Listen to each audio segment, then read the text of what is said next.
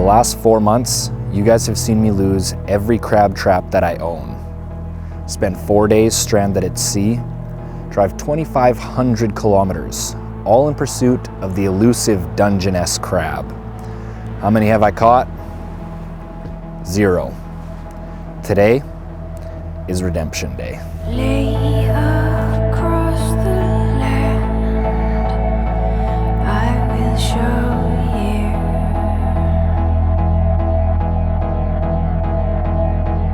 the warrior within will hold you.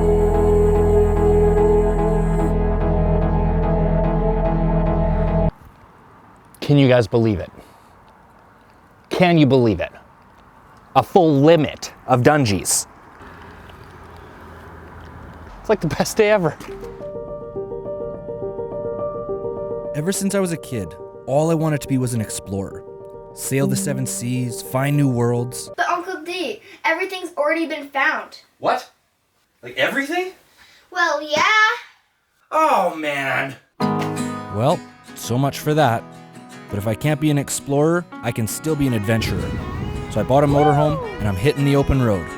My name is Dustin Porter, and this is Destination Adventure.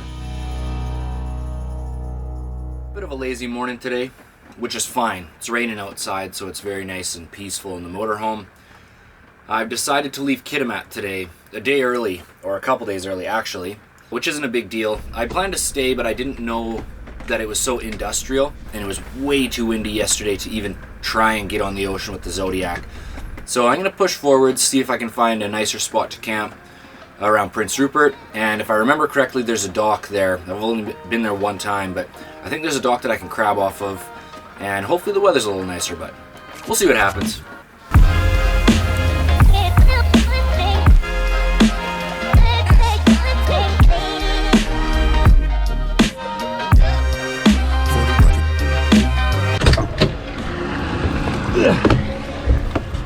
My 2 least favorite stations to visit. Police stations and gas stations. This hurts so much less thanks to the patrons. Freaking love you guys.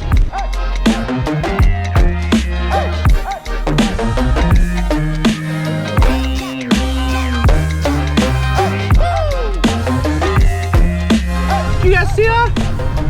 We're right under the mountain.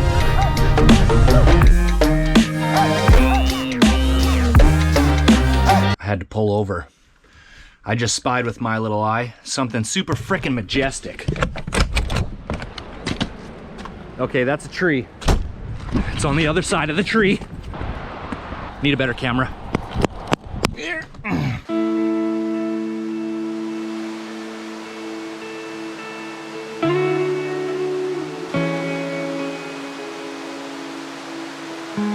I am very fortunate to have had the opportunity to explore in 53 different countries. Let me tell you, British Columbia, you freaking take the cake, dude.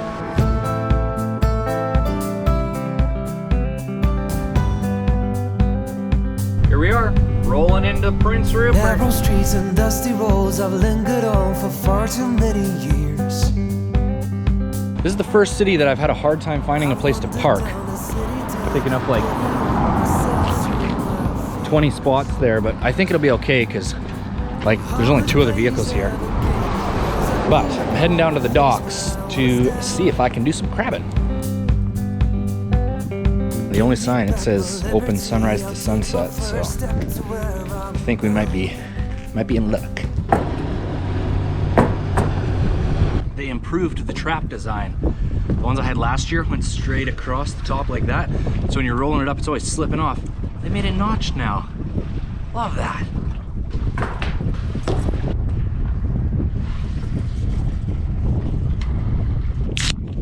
Well, a life hack for you guys. If you ever want to enjoy a beer in a public area, make sure you get the biggest, gnarliest one you can. So if the authorities come, you're really only just losing 1 beer.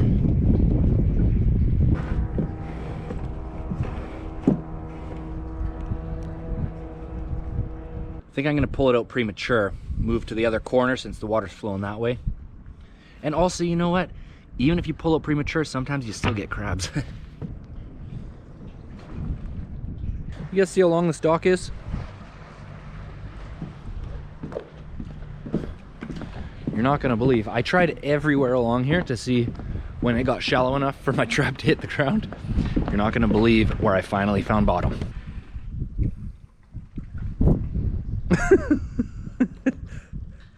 Can you freaking believe that? At least now I know I'm not wasting my time. Because if there's crabs down there, I'm gonna get them.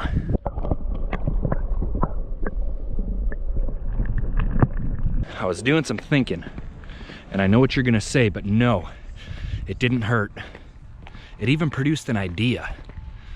If that dock's too deep to crab off of, it might be deep enough to fish off of. Guess what?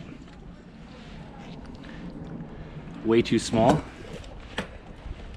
It is male, but there's crabs in here.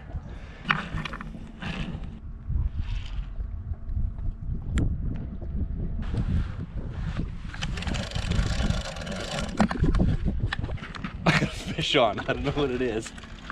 I can't believe it. Wasn't even. I had to stop to hit record on this thing. 300 feet deep here, probably.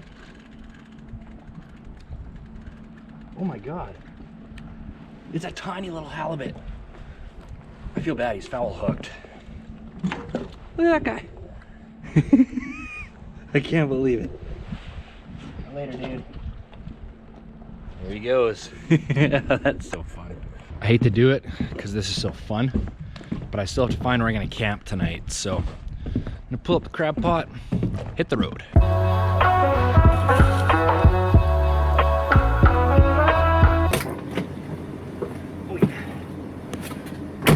You guys always see me using those little folding crab traps. I got a proper one now, like a big cage. Because I was surprised after I did the first episode of the Moho Cooking Show how many people asked me how I prepare my crab. So I need at least one keeper dungy so I can show you guys how it's done.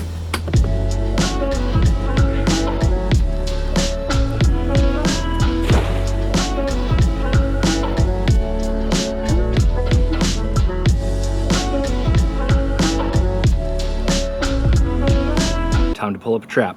Here we go. Oh yeah, it's heavy.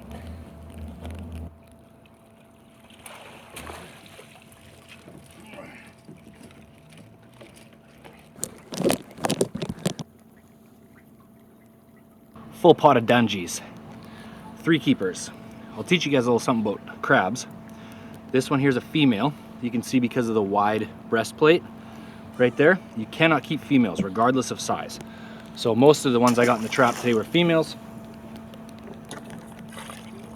This is a male, great big male. You can see the narrow breastplate.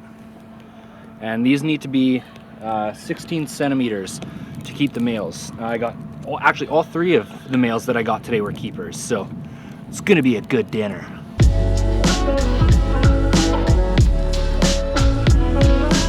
A full limit of dungies.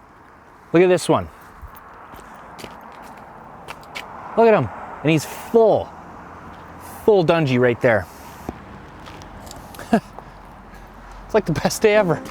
Welcome to another episode of the Moho Cooking Show. Today, obviously, we are doing crab. It's very easy, and I'm gonna show you right from the live crab right up until it's ready to be eaten. So there's a variety of different ways that you can do this. The way I've always done is just boiling it. So you're gonna need a pot, preferably ocean water. If you don't have ocean water, then you need to get yourself some sea salt and then a crab.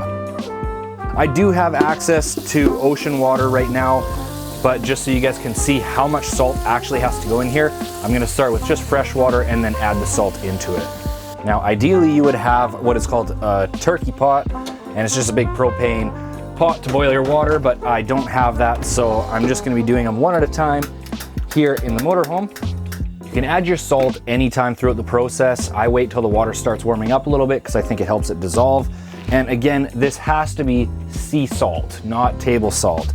And I'm gonna show you this in real time because you're probably gonna end up putting in about 3 times more salt than you think you need.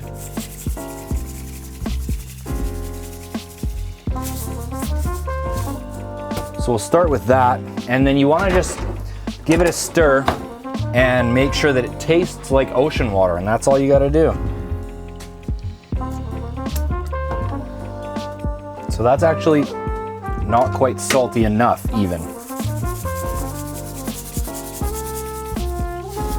And I know it seems overkill, but if you boil these in fresh water, which I've had before at a restaurant, it pulls all of the flavor out of the crab. Our water is up to a steady boil, so the crab is ready to go in. I'd like to take a moment to talk about humanity, because this crab is gonna be going in the pot live.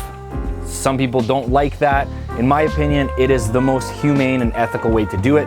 The crab dies pretty much instantly. Some people say you can hear them screaming or squealing. None of that's actually true. That's just a misconception. Either way, I'm still not showing that on the camera. Okie dokie, first Dungies in the pot. How long do we leave them in there? That's gonna depend on a few things, but anywhere between 15 and 20 minutes. This is a very large crab and he's very full, so I've set the timer for 17 minutes and I think that's gonna be just right. There we go, that's time. So you're gonna wanna get yourself a set of these. Get some better ones. These ones friggin' suck, but it's all I have in the motorhome.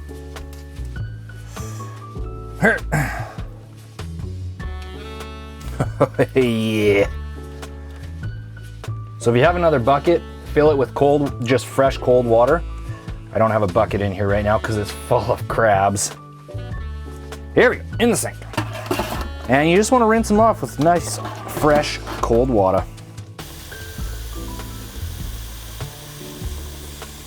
We're outside and ready to clean this crab now, and part of the reason that I cook these whole is because it makes the cleaning process so easy and you never lose any meat. So the first thing you do, this right here, believe it or not, under this is actually the crab's penis. They have two penises and they're made out of converted legs, so be very careful because they are sharp. I've gone in from the top and I've stabbed underneath my fingernail. It's very painful, so I go in from the side, just like that. You can lift that back. Just break that off. And then the shell, you're gonna just hold under here like this, and the shell will just pull like that. Now we have this right here. This is called baleen. That's what they use to filter. I don't know if it's filter food or water or what, but it's for filtering something. So we take that off.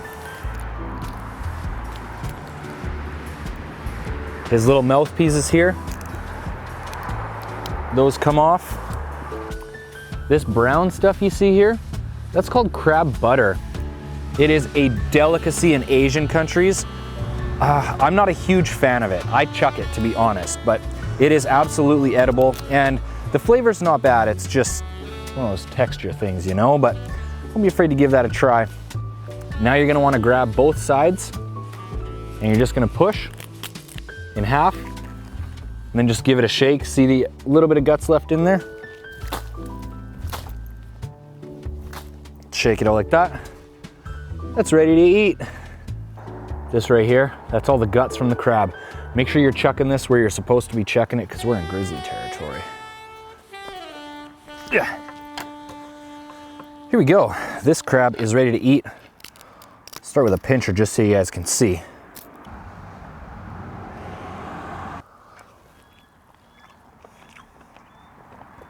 Oh, that's good.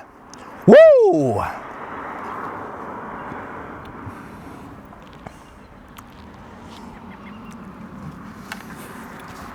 Thanks for watching, everybody.